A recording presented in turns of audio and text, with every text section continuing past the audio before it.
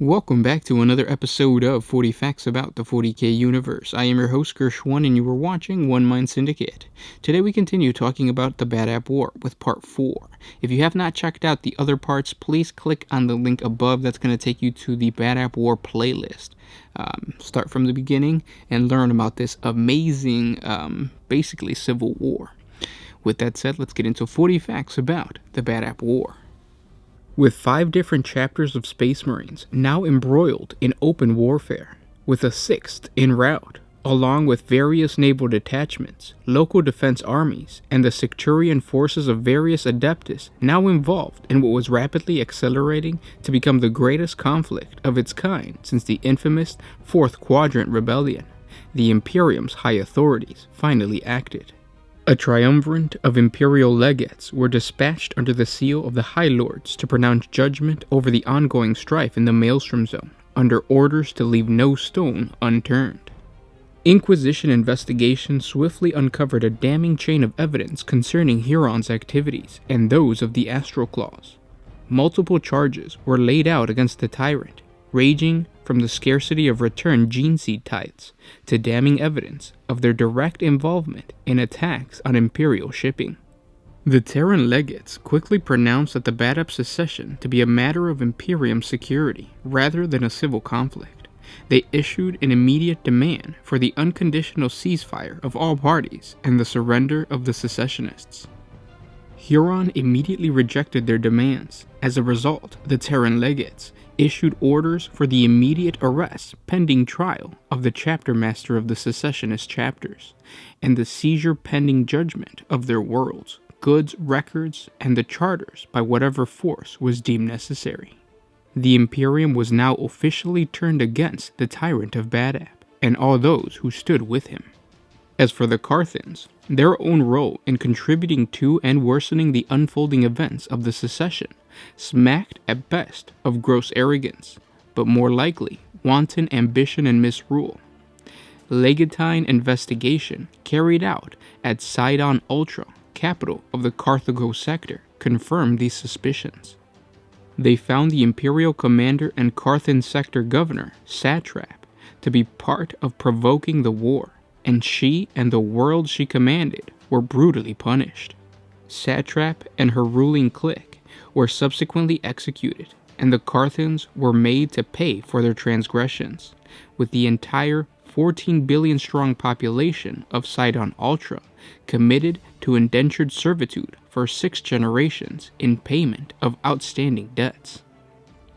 Full-scale administratum rectification audits and the Adeptus Arbitus moral enforcement program soon began moving outward across the sector, as tithe costs and reparations to the Adeptus Terra were extracted forcibly from the Carthan worlds, a process that is still going on to this day.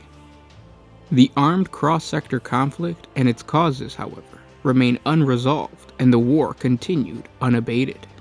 A major deployment of Space Marine forces was brought into the war at the Inquisitorial Frane's request to enforce their authority. The Red Scorpions chapter formed the greatest part of the Loyalist Space Marine force, backed by battle companies drawn from the Salamanders, Raptors, Fire Angels chapter, and the surviving Firehawks and Marine Errant chapters. These latter chapters are ordered to stand down from independent operations and submit to High Lord's authority.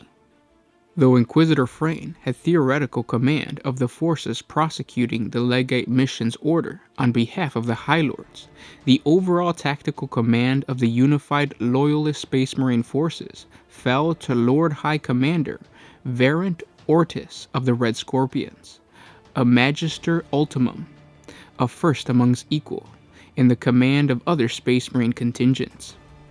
Given the inherent dangers in dealing with conflicts between the Space Marine chapters and their relative autonomy from direct Imperial control, Inquisitor Legate Frane had little choice but to go along with the decisions of the gathered Space Marine commanders.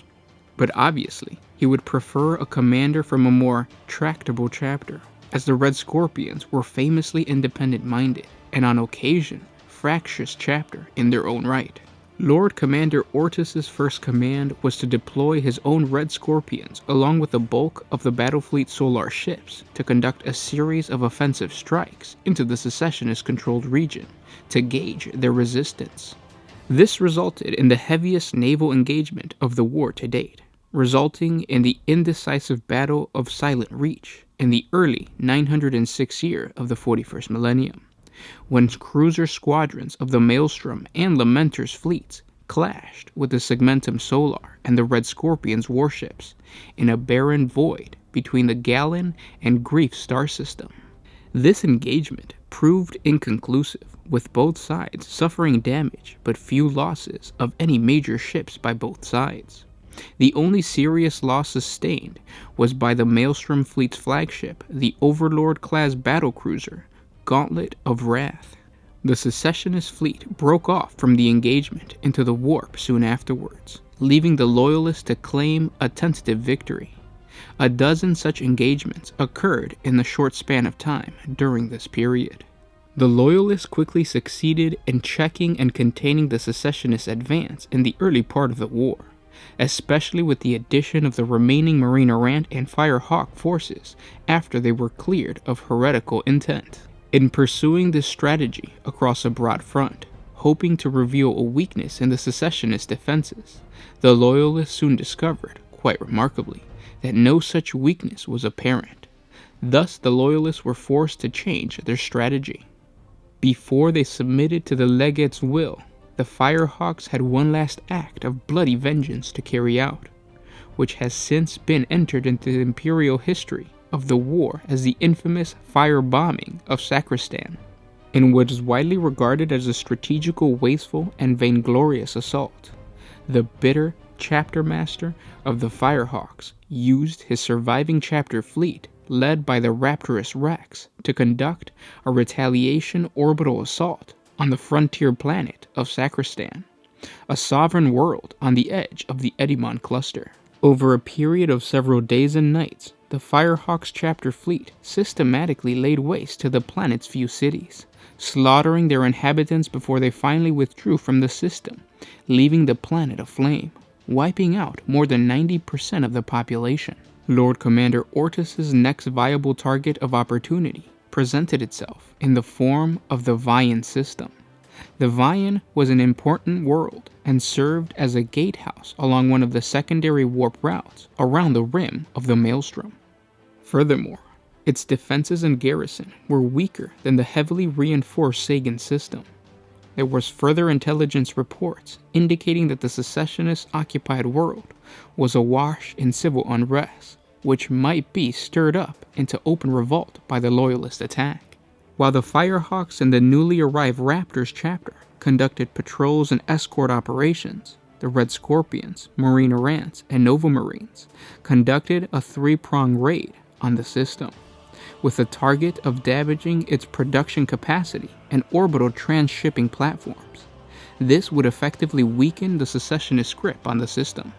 Confronting the reformed and reorganized Badab sector human auxilia of the Tyrant's Legion in open warfare, the Loyalist Space Marines had greatly underestimated them, and as a result, their strike groups were largely prevented from achieving many of their goals in their first raid.